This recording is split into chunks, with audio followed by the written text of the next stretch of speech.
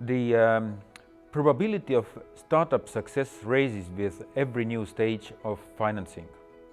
Therefore, risk of failure is immense and getting smaller in time with the next rounds of financing.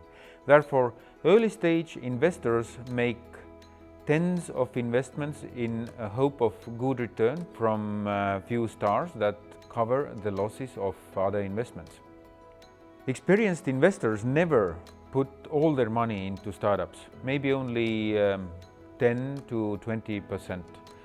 Therefore, each investment may only count for 0.1 or 1% of the total wealth of the investor. Sure enough, angel has no time for making proper due diligence for all his investments, and then he has to trust other investors.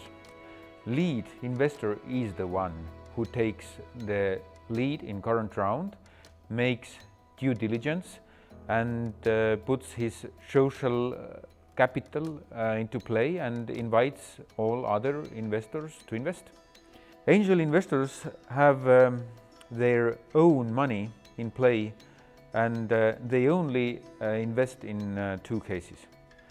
So they trust the person, which can be lead investor, or they trust the institution. The institution might be VC, crowdfunding platform, or something else.